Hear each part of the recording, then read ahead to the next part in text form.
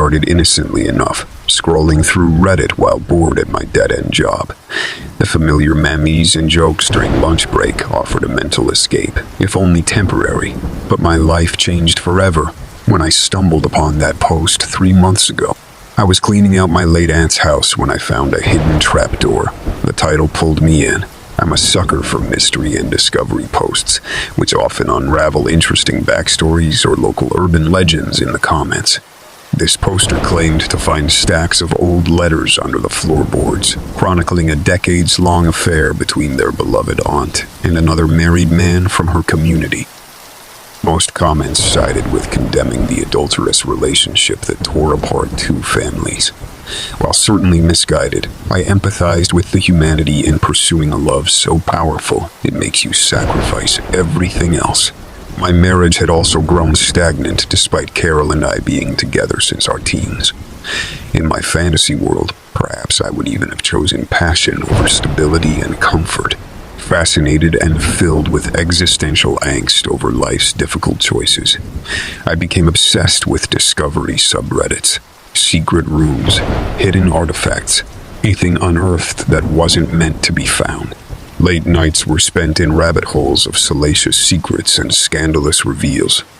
Carol never bothered to ask anymore when I would sneak off to the den past midnight. It was on a fairly routine post entitled "Secret Compartment Behind the Dryer Vent" that my life shattered apart faster than that cheap drywall. The photo showed handwritten letters stacked neatly beside an urn of ashes. Curiosity propelled me headfirst fearlessly through the portal of someone else's devastating shock and pain. The poster explained their recent discovery while cleaning out their grandparents' home after 20 years. Their sweet Grandma Rose had died, and Grandpa Emilio finally moved into assisted living due to advancing dementia. But while removing the old dryer, they noticed the vent backing felt loose. Heart pounding, I read on about secret love letters, exchanged over decades between Emilio, Rose, and their neighbor Alice, who'd also passed years before. My vision blurred, and ears rang deafeningly as I struggled to comprehend the names and dates in the tale unraveling before my eyes. These were my own grandparents, Emilio and Rose. The letters penned in my grandmother's perfect cursive now permanently etched behind my eyelids. And her lover, Alice, no mere neighbor. That was Carol's grandmother. Bedrock foundations crumbled within me as reality forever shifted.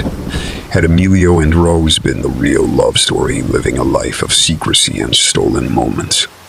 How long had this affair persisted right under the noses of our nuclear families playing house next door? Did they laugh at our naivete and normalcy behind closed doors as they passed clandestinely crossing between homes? I reread the tale 5, 10 times in nauseating disbelief. Our family trees forever intertwined by betrayal, lies, and a love never meant for the light of day. In blind confusion, I chose to confront Carol first, to gauge her shock and seek answers. She couldn't possibly have. Her bags were already packed by the door, eyes swollen but resolved. The Reddit post finally confirmed whispered rumors she grew up hearing between her parents about Grandma Alice's longtime affair. We sat in silence that night, two strangers bound by Dina and ancestral sins. Everything we believed about our families and lives together revealed as illusions, now shattered. Where could we possibly go from here? Even an attempt at a fresh start couldn't erase the past we now shared by blood and bone. In the end, Carol left to stay with her sister and rebuild. The family we created, the laughs, travels, and dreams for growing old together. All of it collateral damage from Emilio and Rose's decision all those years ago to steal their one chance at true happiness. Who was I to condemn them when my own marriage now lay in ruins? Perhaps some truths can never be bottled back up once uncorked. Though I still compulsively scour those Reddit threads, the discovery thrill now tempered with fear over what other secrets might emerge from the shadows, and whose lives they may unexpectedly destroy when finally brought to light.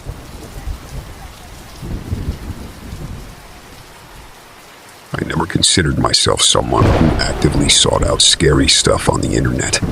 I liked watching the occasional creepy documentary or reading short horror stories now and then, but scrolling through forums or subreddits specifically made to terrify people seemed a bit too intense for me.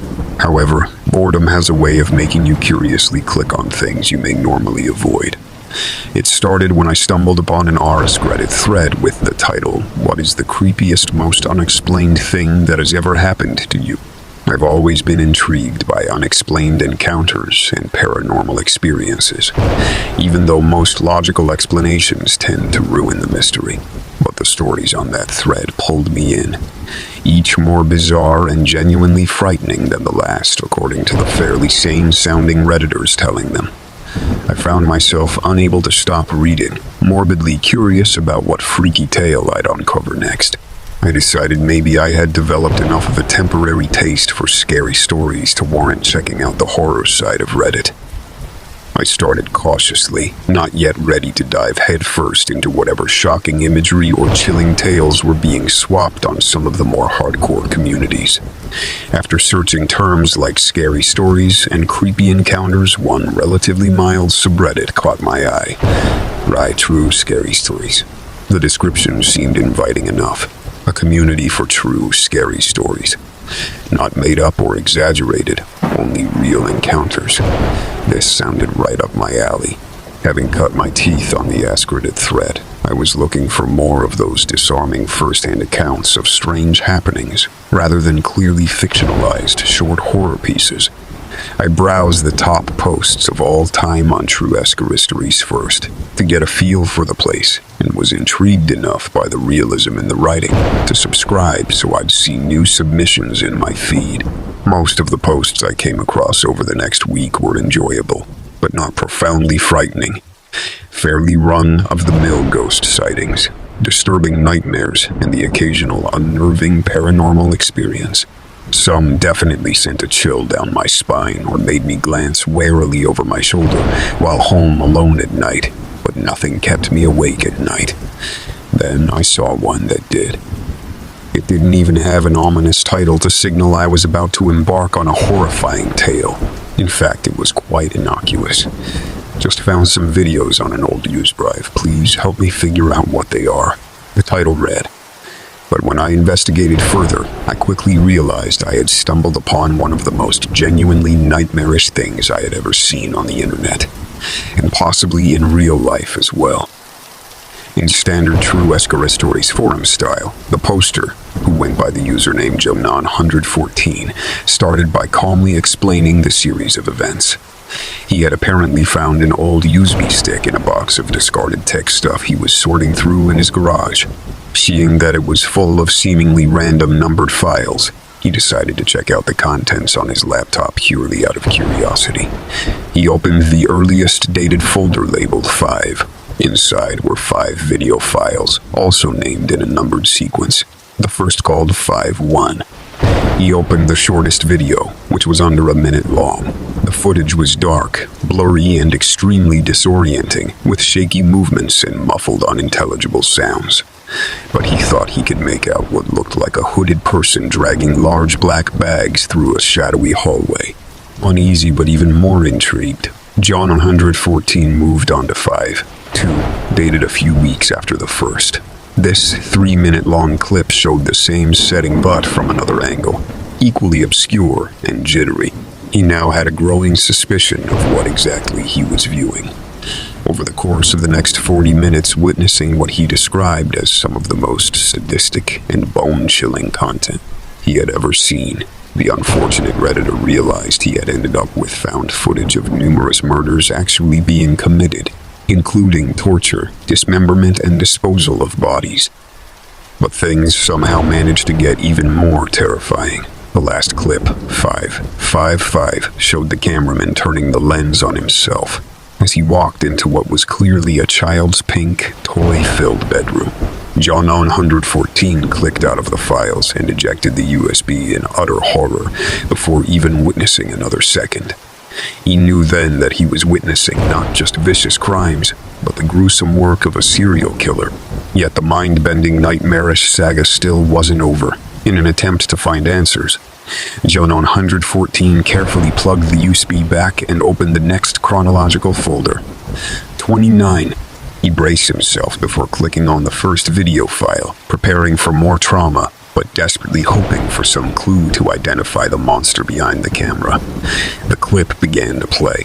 It showed a webcam-style setup, just a man sitting against a blank wall speaking directly into his own camera. The man looked wary yet intensely alert as he nervously ran his hand through prematurely graying hair. His shirt had a logo on it that Janon 114 found familiar. When the man started explaining how he had come across this disturbing found footage while cleaning out old electronics from a recently donated shipment, John 114's heart dropped as his blood ran cold. He was staring directly at his own face on the screen, dumbfounded. He looked upwards at the webcam built into his laptop, then back at his doppelganger. Suddenly realizing he had discovered something far more nightmarish than a serial killer's discarded USPA. He was caught inside an endless recursion of horror, with no conceivable end, explanation, or hope of ever escaping the sadistic, maniacal maze of found footage delivered straight through the screen by some ghostly, merciless entity. His final comments and update posts contained nothing but desperate pleas for help from anyone online who would believe this was all really happening to him, or who could possibly know what sinister forces were behind this endless meta-nightmare he was trapped in. No one on Reddit, or anywhere else in the physical or digital world, has heard from John 114 since. His account remains frozen in time, the last cries for help from a consciousness plunged into an endless virtual abyss of creepy, disorienting tunnels, blurry psychopathic imagery, and unspeakable violence delivered through the screen, frame by frame by frame by frame by frame in the world's creepiest perpetual found footage machine. I often wonder about the fate of poor Janon 114 since I first stumbled upon his bizarre story months ago, whether his consciousness remains trapped in digital limbo or disappeared from the internet, along with his human body to places unknown. His disturbing tale and perplexing disappearance still haunt me. The thought of an endless recursion of found footage showing horrors exponentially increasing in their sadistic nature seems like an actual glitch in the fabric of reality, a tear in our orderly matrix unveiling chaotic, hellish domains seeping through. What bizarre forces, supernatural or not, could have been behind creating such a nightmarish scenario seemingly designed to trap one hapless person scrolling online? Were they simply toying maliciously with Janon 114 through advanced digital smoke and mirrors to invoke terror?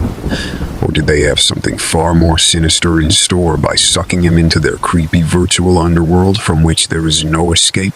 I suppose no satisfying answers exist for poor John 114's predicament or ultimate unknown fate. Wherever his consciousness may be, I shudder imagining the ceaseless meta. Horror still enveloping it, pulling him through virtual reality's most terrifying rabbit hole, where the only glimpses of reality are found in the traumatic lies streaming endlessly before his eyes. Perhaps I should feel grateful social media horror stories had not yet ensnared me so deeply when I first stumbled down a mid-afternoon Reddit rabbit hole and discovered the most chilling online tale I'd ever read. Allegedly, 100 true and still unsolved. Yet now I cannot help glancing suspiciously at my own silent webcam at times and wondering, could I or any one of us online become unwilling contestants in this never-ending violent game show run by ghostly digital puppet masters, toying with our reality for sadistic amusement? What would happen if I plugged in the next cursed USB device or clicked the wrong thumbnail link at the wrong late-night hour? Would opening the next virtual Pandora's box begin a descent into my own inescapable recursion of streaming horrors beyond all imagining? Frame by frame by frame by frame by frame by frame onto eternity? I suppose the only way we avoid disappearing down these chaotic virtual voids is avoiding their grim concealed trapdoors entirely. Yet perverse curiosity has a way of carelessly clicking us into darkness when we least expect it, Perhaps John 114's disturbing tale should serve as a cautionary warning to us all about unplugging from the internet's ever-extending tentacles from time to time, before we become the next victims caught by the sadistically smiling puppet masters on the other side of the screen, beckoning us seductively towards digital damnation through center frames serves as a cautionary warning to us all about the internet's seductively smiling puppet masters, beckoning us towards viral, a cautionary warning to us all about the internet's chaotically careening trapdoors onto the darkest viral voids imaginable, with no escape.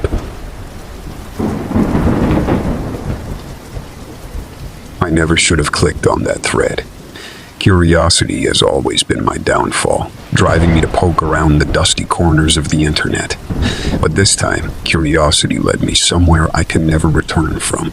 It started innocently enough. I was bored, scrolling through Reddit instead of working. The title grabbed me. My best friend disappeared 10 years ago, and I just got a message from his account. Weird. Probably just someone hacking an old abandoned account. But what if? I clicked. OP user searching for answers. Told a harrowing tale. His childhood best friend Jake went missing when they were 15 years old. Vanished without a trace from a sleepover at OP's house. A decade passed without any breaks in the case until today. OP received an unread message on Reddit from Jake's old account. I'm still here. In the comments, skepticism abounded. Just a cruel prank or hacked account, they said. But my curiosity was piqued. I scrolled through Jake's post history, looking for clues. Nothing recent, until I spotted his last comment from 10 years ago in an Ask Reddit thread. If you were trapped somewhere, how would you get help? My hair stood on end. This wasn't just a hacked account. No one else would have known to post that, except Jake right before disappearing. A chilling thought seeped into my mind. What if Jake had been trapped somewhere all this time? What if he only now managed to access this old account? I couldn't shake the idea. I typed out a reply. Jake, if this is really you, how can we help? How can we find you? My finger hovered over the post button. Did I really believe I was communicating with a missing person from a decade ago? No, it was ludicrous. But my nagging curiosity pushed me to click post before I could talk myself out of it. I switched browser tabs to distract myself, but my gaze kept getting drawn back to the thread. Check for replies. My brain said, you never know. I refreshed. My heart dropped. They're among the newest comments. Jake, I'm here. Trapped. Find me. My body went cold.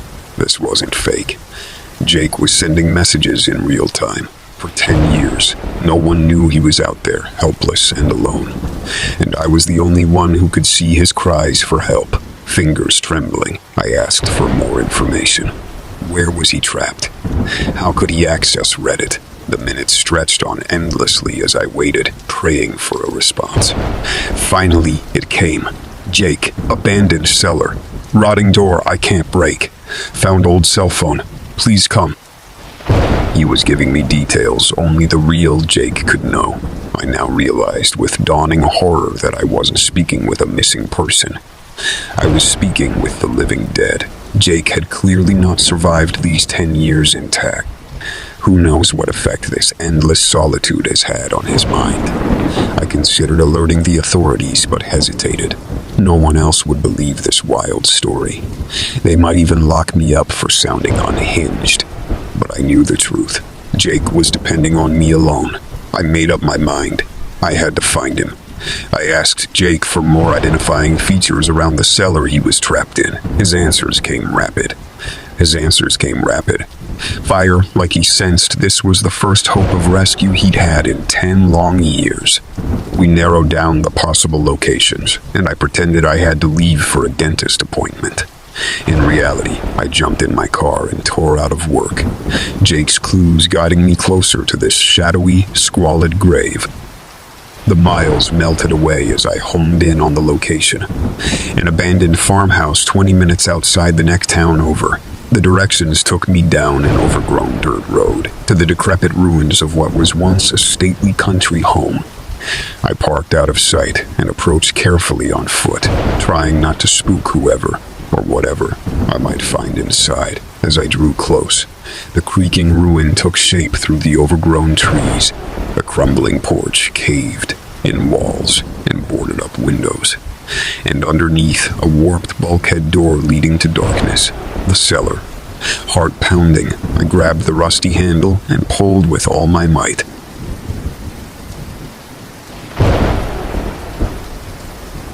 It was another late night of mindless scrolling. I had just finished up a long day of classes and was decompressing with some Reddit threads before bed. As a college student, I've come to enjoy the strange comforts of wasting time in the virtual void before surrendering to sleep. Most nights, I just browse through popular Ask Reddit questions or funny memes. But that night, in a moment of bold curiosity, I decided to search for creepy stories. I had heard rumors of strange accounts and chilling tales that circulated Reddit, and I was intrigued. I wanted to dive into the shadows and uncover what secrets might be found on the fringes of the site. I crafted my search carefully, looking for keywords like creepy, unexplained, eyewitness, and true stories. The results did not disappoint. One story caught my eye immediately with its ominous title. If you ever come across a video post titled "Final Days," do not watch it. I chuckle at the melodramatic clickbait and clicked through. The post was from a user named WatcherZone115, who claimed to be a college student as well. They said they had recently come across a video post titled "Final Days" after falling down a Reddit rabbit hole late one night. Against their better judgment, they clicked on the video and were horrified by the graphic content. The video showed a young woman tied to a chair in an empty warehouse, badly beaten and crying. There were two masked figures that took turns violently tormenting her before finally executing her. WatcherZone115 said the video was grainy and blurred, possibly to conceal identities. They considered reporting it to the authorities, but had no concrete proof of a crime, just a traumatic video. No context, location, identities. Nothing actionable. The most chilling part, according to WatcherZone115, was the end of the video after the woman died. The two killers removed their masks and turned to face the camera. They said this was only the beginning, and that many more will suffer the same fate, unless their demands were met. Then it abruptly ended. In the comments, things got stranger. WatcherZone115 started responding frantically to questions, but not making much sense. They kept insisting others were doomed if we all don't wake up. When pressed for more details, they spiraled into a series of seemingly unrelated political rants. I was utterly captivated and horrified. My rational mind knew it must be some kind of fake story, but they described the video in such haunting detail. I couldn't shake my unease. I kept scrolling to see if anyone could unpack the incoherent raving in the comments. Then I saw a comment that stopped me cold. User SirNicholas1983 said I've seen it too. Final Days. It's branded into my mind forever. I pray every night those killers are caught before the next victim. My mouth went dry, and I felt icy fear trickle down my spine. This was no longer some fictional creepypasta. If SirNicholas1983 had seen this video too, then there were true cold-blooded killers orchestrating snuff films somewhere in the shadows, and their threats promised more innocent deaths if no one found them first. I desperately wanted to believe it was all some elaborate hoax, but my gut told me otherwise. I stared into the dark corners of my room, listening intently as if a masked intruder might emerge at any moment. When I finally fell asleep, my mind wandered restless through visions of faceless victims tied to chairs, their cries silenced one by one. I wish I could say I reported my findings to the authorities, that I did everything in my power to hunt down the truth. But the reality is, I was too afraid. The horrors I discovered, or imagined, on Reddit that night will haunt me forever. All I can do now is share my warning. If you ever come across a video post titled "Final Days," look away and say a prayer for the watchers.